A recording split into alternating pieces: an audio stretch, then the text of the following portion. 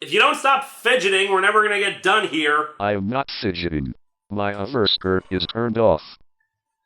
Oh, hey everybody, and welcome to Atop the Fourth Wall, where bad comics burn. Needless to say, the last time we saw each other, things got a little crazy, so I took some time off to finally finish one of Pollo's 3 new bodies. And it is not the combat one, to my irritation. You just want to be able to shoot me whenever you want. And what exactly is wrong with that? Anyway, transfer complete. How do you feel, dude? It is roomier, I'll say that. It's going to take a bit of adjustment for me to get used to.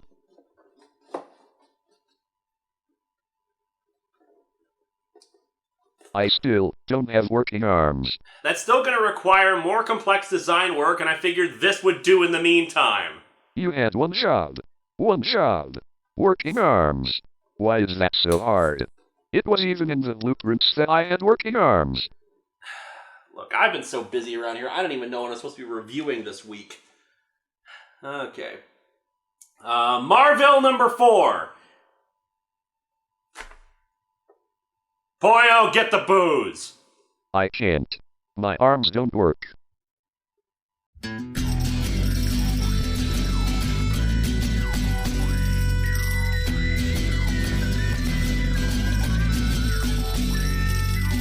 Welcome to Atop the Fourth Wall, where bad comics burn. Linkara's gonna teach you all a lesson you won't learn. Brodsky, you're not the smartest. Life out, you're not an artist. Anyone who's had a bad comic published, it could be your turn. Linkara, he's a man punch, wears a birdie hat. Linkara, he has a magic gun. Where'd he purchase that? Linkara, coins, robots, Amazons and trucks. Linkara, this comic sucks. Linkara. If you could only see the way she loves me, then maybe you would understand.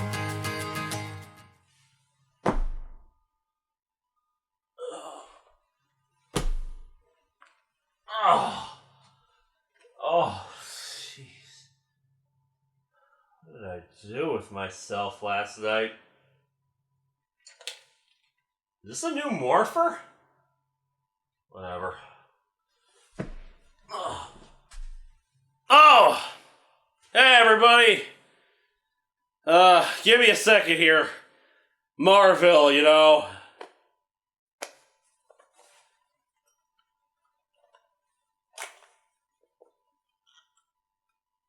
The hell did I get this?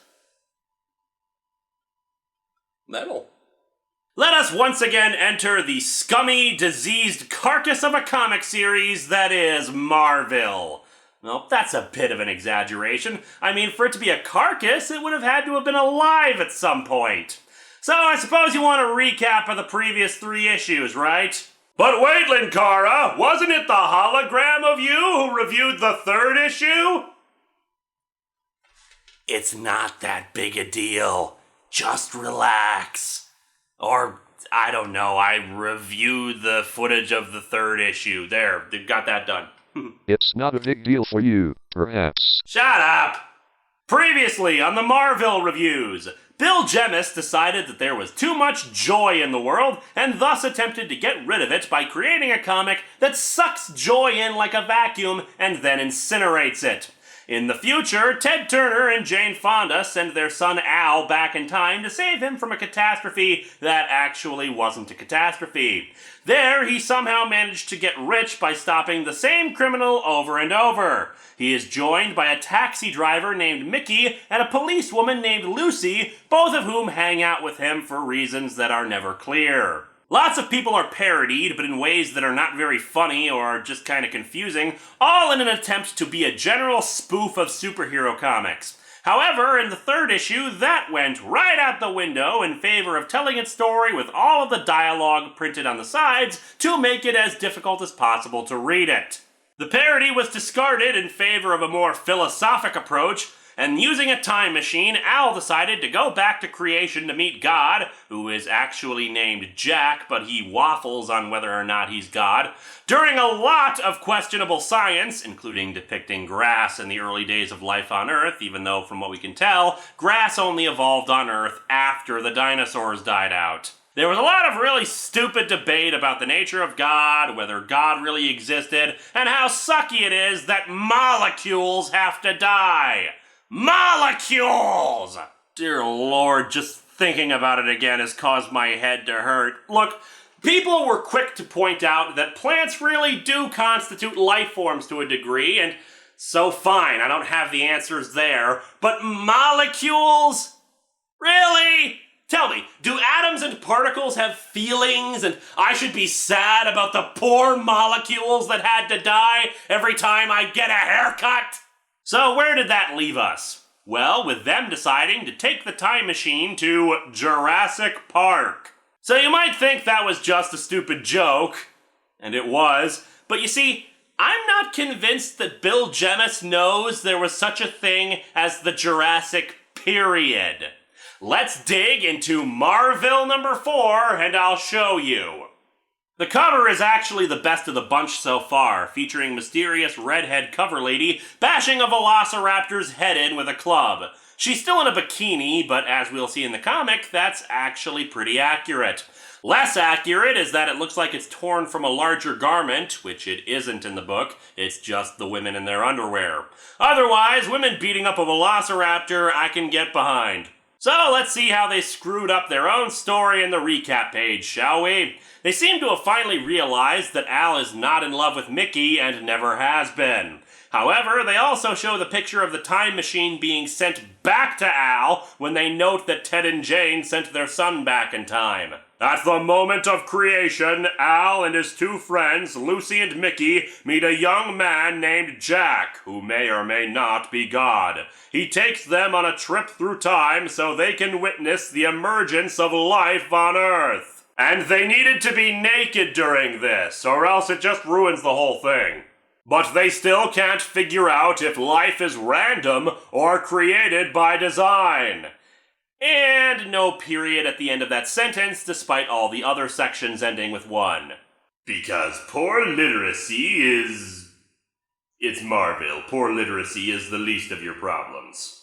Throughout evolution, they witness life emerge from death. Jack tries to explain that all life is a cycle, but the girls are unconvinced. Yeah, they're kind of idiots like that.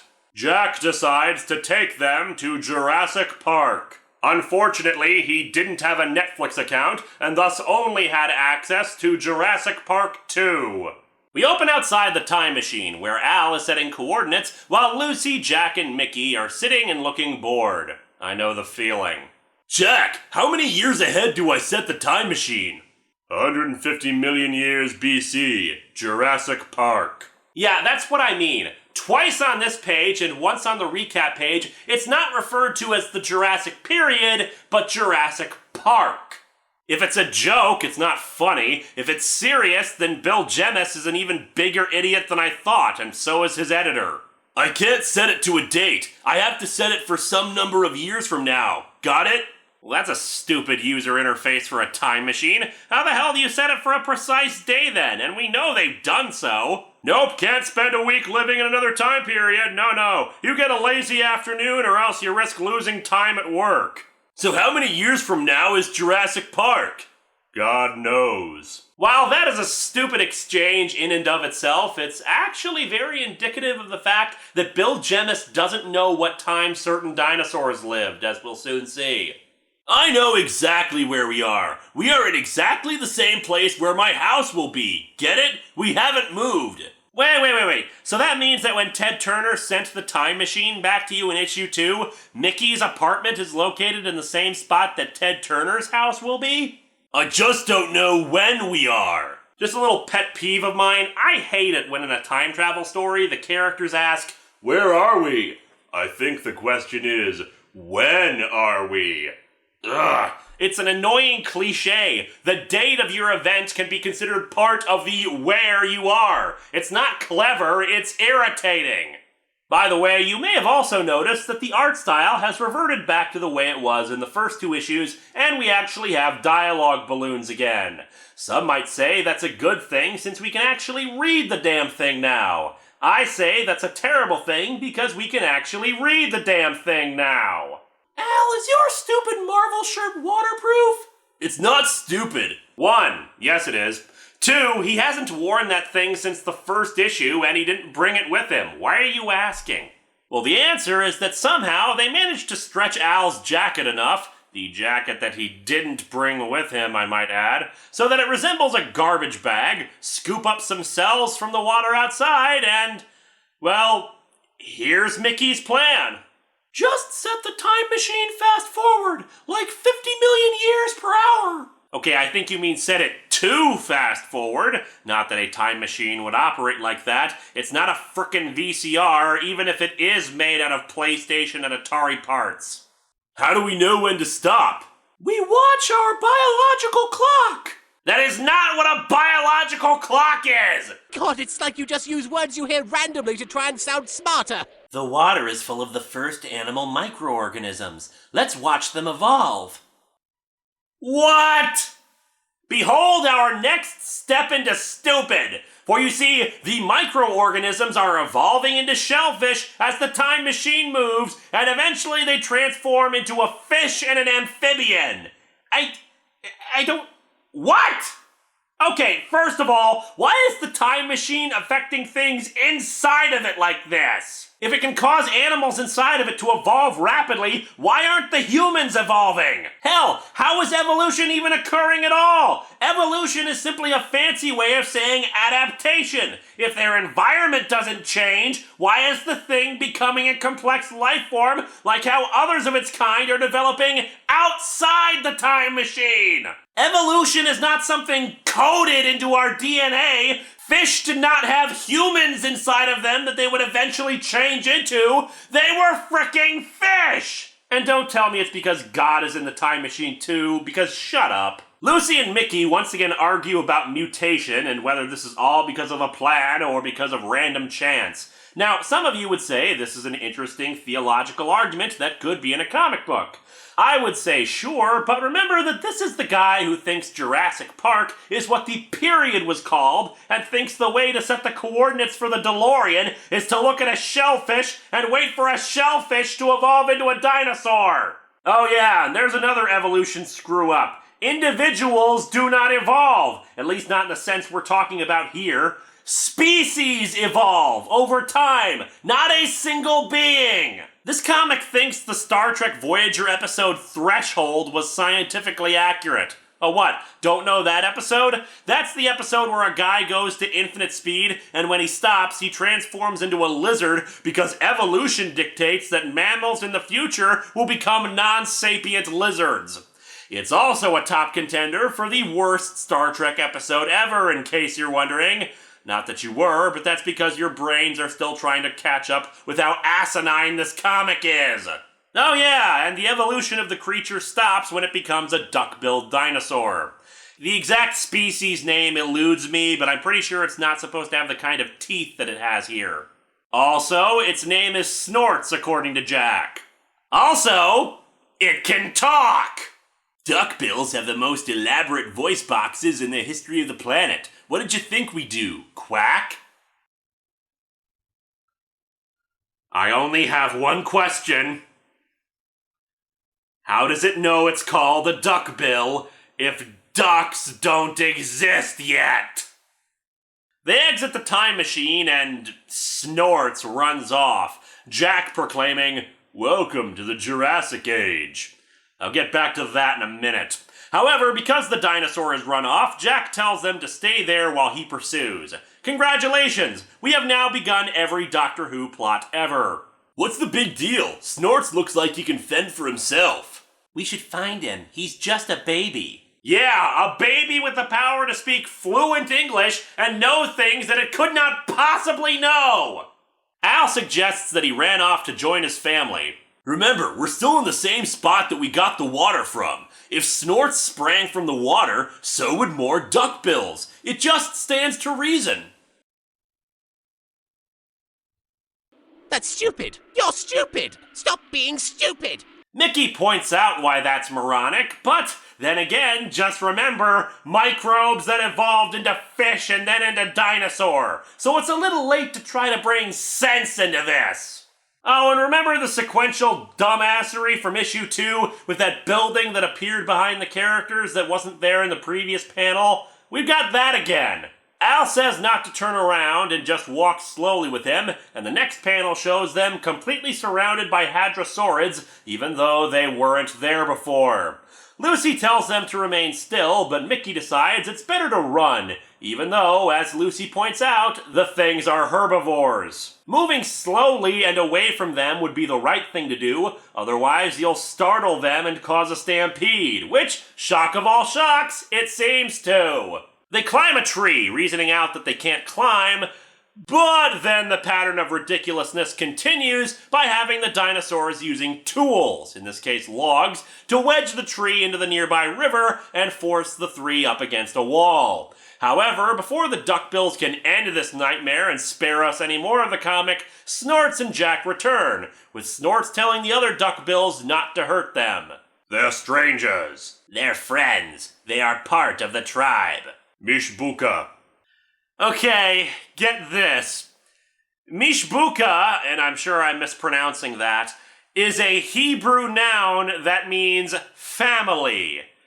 That means the duckbills are not only intelligent enough to use tools and speak, but they're Jewish too. Are we sure we're not still in the parody comic? Oh, you caught me in between costumes here. We'll be right back.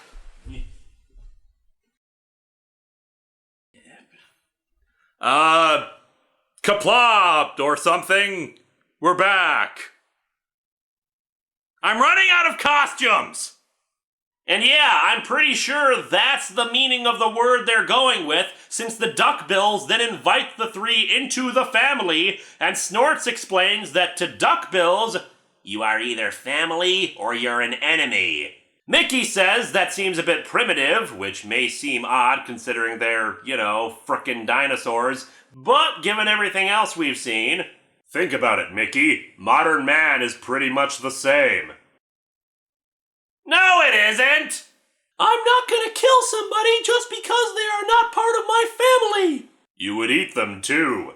Bull! You eat bulls, cows, chickens, pigs, turkeys, not to mention all the plants you kill for crudites. Crudites? I don't know what that means. I'm talking about humans! That's the point. Humans are in your tribe, so they are the only thing you don't eat. Yeah, that's a load if ever I heard one. It's a gross oversimplification of human relationships, or even the relationships between animals and humans. Human beings interact with each other on multiple levels for different reasons, be it out of familial love or even just an act of compassion. Likewise, there are people we hate and want to see dead, or see justice for, or even have indifference towards. Do we place the value of human beings over other forms of life? Yes, but we also don't want specific harm to come to other species either. We're not assholes. That's why there are preservation societies or endangered species lists to begin with. Shock of all shocks, we're capable of feeling a wide range of emotions for a wide range of things. And by the way, duckbills don't kill duckbills. What? Don't tell me that humans kill other humans. Oh. We're doing this now, huh? We're doing the human beings are so awful because we kill our own people thing, huh? We're going into 1950s B-movie aliens passing judgment on humanity thing? Bill Jemis wants to indict our happy little species? Okay, asshole. I'll play. Sure, humans kill each other. We kill for passion, madness, rage, love, war, and Lord knows other things. And yet we've got 6 billion people running around the planet.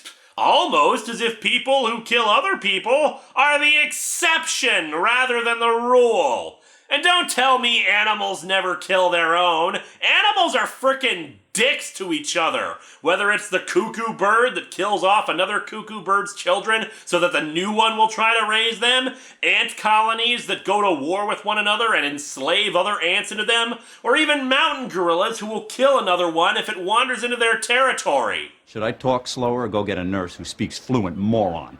In other words, take your self-righteous, moral-aggrandizing, holier-than-thou attitude and choke on it along with this comic.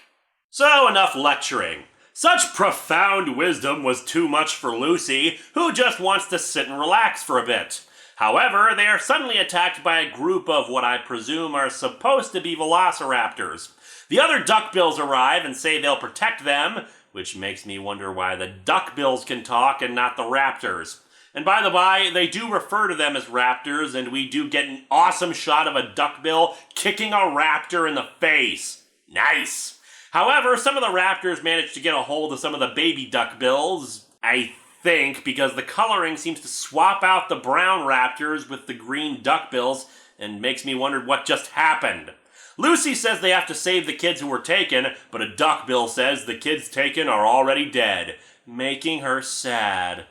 Aw, it's a pity this scene doesn't make any real sense. Hey kids, it's science time! Duckbills, or hadrosaurids, were common in the Cretaceous period, not the Jurassic. The velociraptors seen here are more in common with the ones featured in the Jurassic Park movies, but sorry to tell ya, those were actually inaccurate, altered to more resemble a Deinonychus.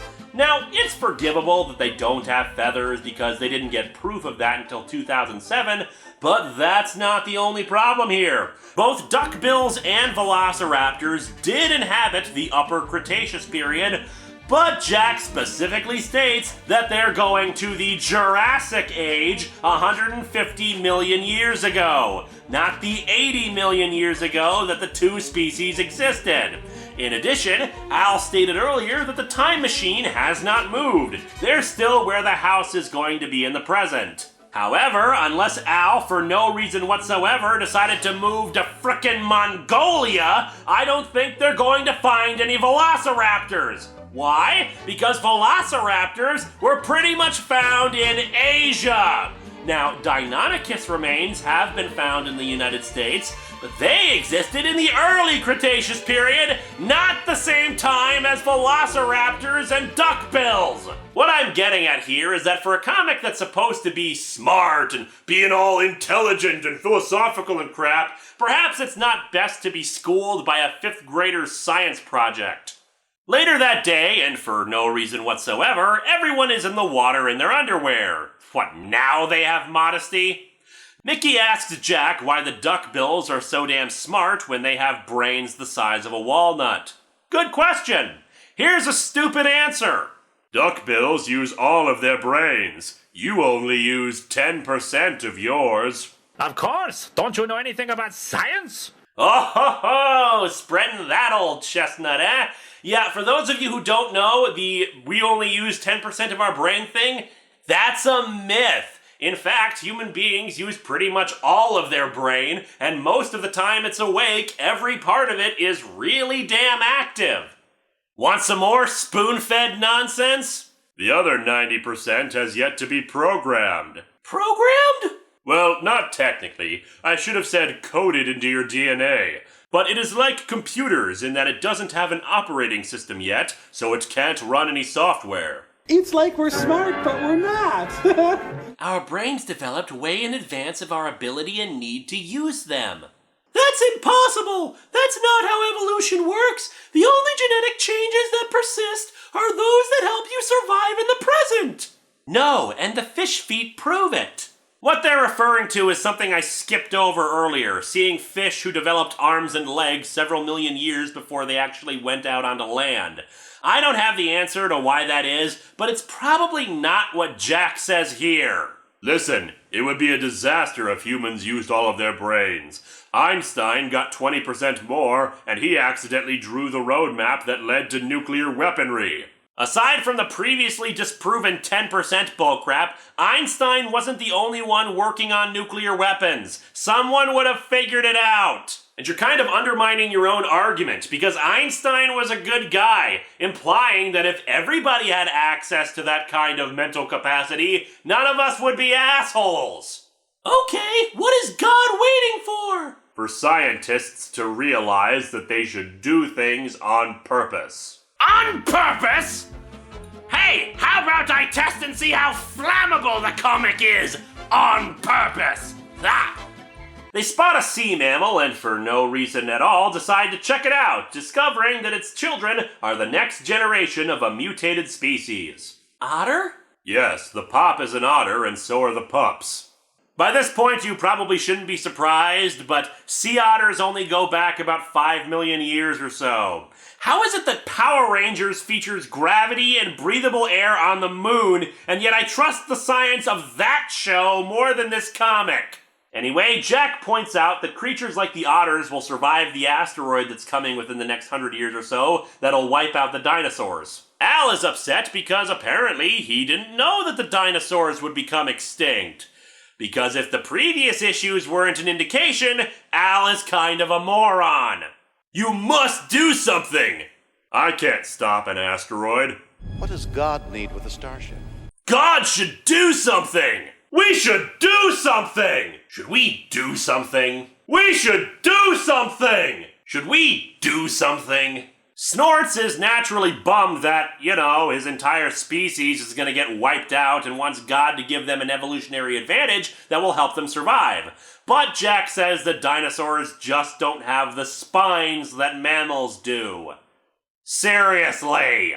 These mammals have very powerful and advanced little furnaces in their rib cages. To stabilize those organs, their spine movement must be minimal, and it's all in one direction. I understand. Dinos can't be warm-blooded because of our skeletal structure. It would take 1,000 generations to change that, and 1,000 more to develop a warm-blooded metabolism. Bill Jemis, you make science cry! Newsflash, body temperature and whether an animal is cold or warm-blooded has nothing to do with the spine or, in fact, with bone structures at all. Bill Jemis, you are a goddamn idiot. Plain and simple. Okay, they decide to bring an otter with them who will act as their new biological clock, whose evolution will dictate how far ahead they need to go. Mickey wants them to do it slowly so they can see what happens when the asteroid hits. The destruction of 99% life on Earth. I vote for fast forward. I hear you, Al, but I want to see what happens. Not gonna take my word for it? Jack, I'm not so sure you even exist. I am Nimrod from the future. As they watch the animals die off, and apparently the asteroid was within spitting distance of the time machine, don't ask me how it's protected from the effects of everything around them, Al decides to speed up since he can't stand to watch everything die off. The land becomes covered in ice. What's going on in the ocean? What about those huge dinos that lived in water? What were they called? Pterosaurs?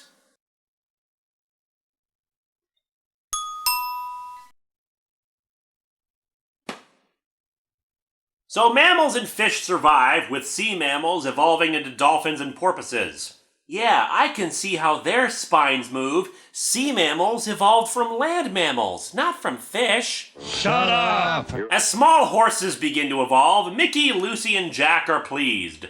Al, however, is Captain Frowny Pants. I can't dismiss the horror of it all. Those wonderful, smart, happy dinos. They're all dead and gone forever. Wanting things to live forever, a common desire of non-insane people. Al, if you could only see things the way God does. If you could only see the way He loves you, then maybe you would understand. You know that they are still alive, because we keep their memories alive within us, within the community of living things. Snorts, will always be with you. So Jurassic Park wasn't just a movie, it was a tribute. No, dumbass, it was a movie! Or do you mean Jurassic Park as in the Jurassic period that you guys keep screwing up? Oh, just shut up! Right, and the paleontologists are ancestor worshippers. Oh dear God, shut up! Could you be more annoying? I didn't think so, but then Marville found whole new ways to Frankie still thinks everything's random, while Lucy argues the fish feet theory of everything waiting to be programmed. That's like Hamlet. I think it's more like Macbeth, a tale told by an idiot, full of sound and fury, signifying nothing. Do you believe 1,000,000 monkeys with 1,000,000 typewriters could type Hamlet? The funkin' wagnall does that have to do with anything? Sure, give them 1,000,000 years. Okay, then could they type out the genetic code to create Shakespeare? That's only 100,000,000 times more complex. I have no idea what they're doing anymore. The monkeys and the typewriters and I'm just gonna play the Simpsons clip. It was the best of times. It was the blurst of times. You stupid monkey. Jack interrupts and says it's time for their next stop, seeing the origin of the first human being. Also, the time machine must really be a TARDIS considering how much room they seem to have in it. How do you know it's time? He checked out our biological clock. I think Al's brain is checked out. Seriously, look at this artwork of his face. Oh no, I've gone cross-eyed. And so our comic ends with the four looking at the otter, though we don't get to see what it is, aside from a speech balloon. Check this out, bub. I'm about to make my first appearance. That's right. They're implying that Wolverine is now with them. This comic!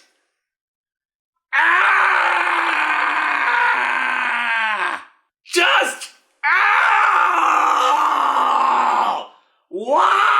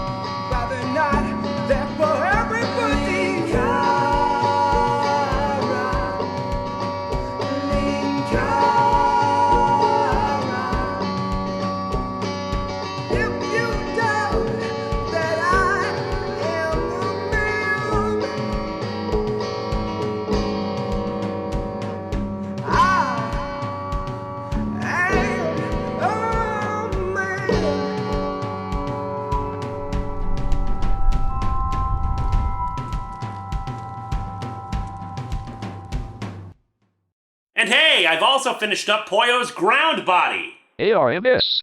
You could give me 1,000 laser guns and all I would want is functioning arms. Just give me some arms and I'll be happy. I'll shut up about wanting arms.